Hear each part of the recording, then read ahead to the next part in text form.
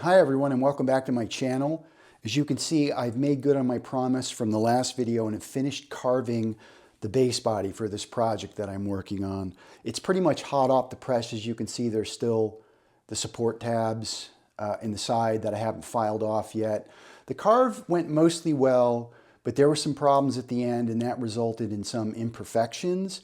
Anyhow, I'm going to discuss that on the flip side of this video. You'll recall that the body has a three-piece laminated top made out of purple heart and maple, and the back, the body core, is basswood. The body is meant to be mated up with this neck, which has kind of been the subject of most of the videos in this series so far. The neck pocket came out really nicely. It fits fairly snug. That's what the whole thing is going to look like once I'm finished, from the front and then also from the back. Now, as I mentioned, there were some good things in this carve, some things that went really well and some things that did not. Those will be the subject of my typical post-mortem at the end of the video, but for now, we have a lot to cover, so let's get to it. So this is the first of what ended up being around a dozen separate carving operations. Right here, I'm doing what they call a cutout carve, which is to establish the exact perimeter of the body and plus also give me some very nice straight sides that won't require much finishing work, and also to kind of clear a path for later operations where I might be running the risk of the bit colliding with the side and getting bound up or something like that. So I went down to about 5 millimeters shy of the bottom of the workpiece, and that's about the level where all the roundovers and contours on the back begin. So I'm hoping they line up. So as you can see now, we're on to the second carving operation, which is the rough carve of the body top. Now, as with all rough carves, this is designed to hog out the majority of the wood in preparation for the various finishing passes I plan to perform. You'll notice that the neck pocket is mostly finished and carved out at this stage, and now it's just working its way around the perimeter. The important thing to remember about a rough carve is that it's going to leave about 1/2 millimeter of extra wood, and that's what the finishing pass is designed to clear out and smooth over.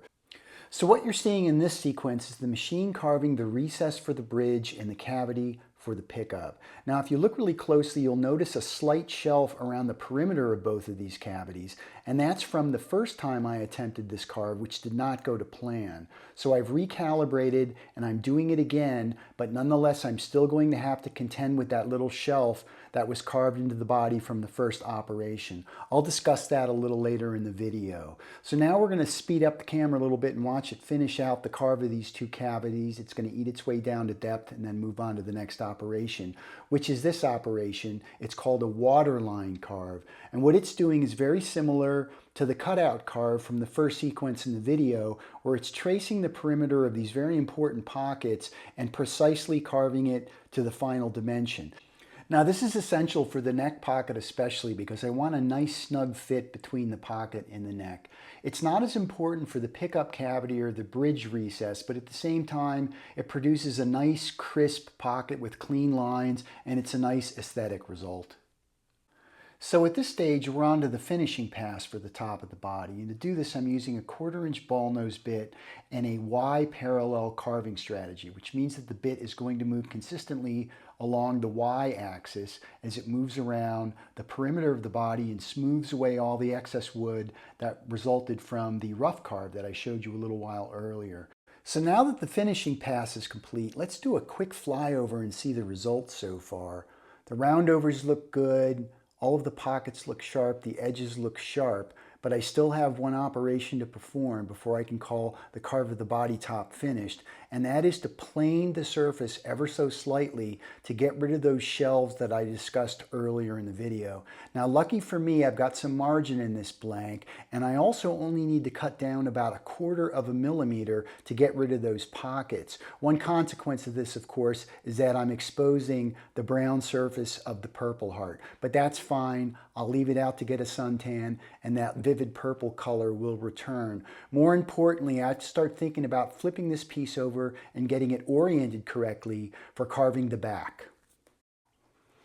Okay, and so it begins. I've made the flip, and now I'm starting the initial carve for the back side of the body. Now you might notice a little pencil outline on the back. That's from a different template. It bears no relation to the carve I'm doing right now. I just did that to get a sense of the grain. So right now it's doing the first rough carve for the back of the body.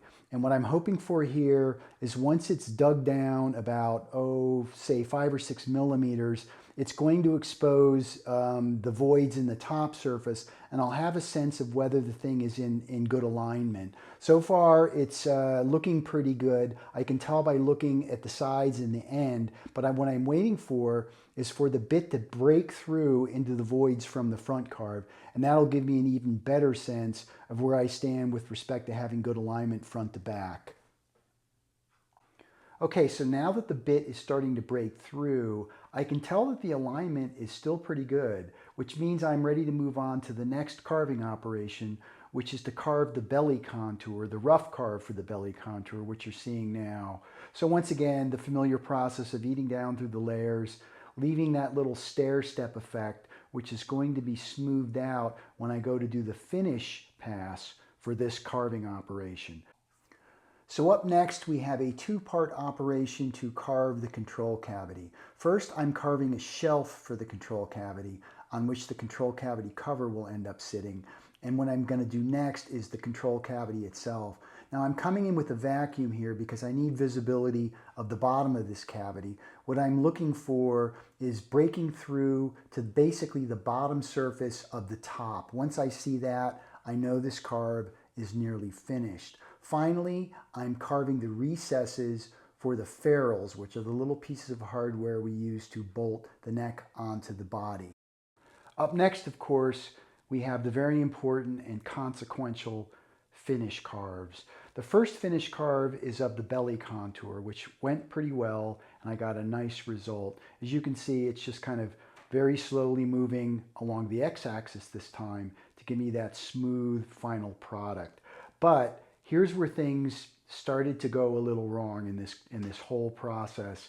This is the finish carve, basically of the perimeter for the back. Now, of course, it's moving very quickly, and I think that may have introduced some motion that may have produced the alignment problems that I'm going to talk about in the post-mortem. Here it is at normal speed, sort of wrapping up the carve, and as soon as this is over, we'll talk. So there you have it, my process for carving a base body on my CNC machine. Now, as promised, I'm going to do a quick post-mortem and discuss the good, the bad, and the ugly in terms of this carve and the outcome. Now, I'm very happy with how the top went. The top half carve went really well.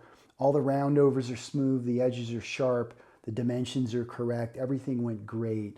It was when I went to do the flip and had to reorient the piece and hope that the bottom half lined up with the top half that things kind of went wrong. Not horribly, but they went wrong. Now, the misalignment that I encountered didn't really have much impact in terms of things like the belly carve or the control cavity or even these little recesses for the neck ferrules. Where it really started to matter was where the top half started to intersect with the bottom half. And you'll probably notice that there's either a slight overhang or an underhang in the sort of body perimeter as a result of that misalignment. Now, there's a lot I can do to straighten that out, and I'm not terribly worried about it. What I'm probably going to end up doing is putting this on my table router and using this top edge, which came out nice and smooth, as a reference, and I'll put a bearing in there, a bit in there with a ball bearing, and use that as a reference, and I'll just use it to smooth everything out. That will get rid of the tabs. That will get rid of certainly the overhang. The problem is going to be the underhang, like around the top and bottom horn and around the shelf for the neck pocket. The underhang is going to probably require a lot of hand tool work, maybe using some files and a card scraper to smooth them all out. And I'm also going to end up with some slight irregularity in terms of the straightness of the surface, the side surfaces. So that's going to be a bit of work. I think it'll be fine. But again, it raises the question, for me at least, why even use a CNC machine if the result is going to require either a lot of hand tool work or a lot of work with power assisted hand tools like a table router? Because to be honest, I could just route some templates and use just a hand router and templates to get sort of a similar effect that I'm going to end up getting with CNC plus all those router techniques. So I don't know, something for me to think about. Obviously, the CNC gives me way more precision, but it's not perfect, as you can see from these results. But anyways, overall, I'm very happy with how this carve went. One thing that I feel kind of validated in is my choice of body woods and also body thickness, because this body is super light. Like, I think it feels like it's under 3 pounds.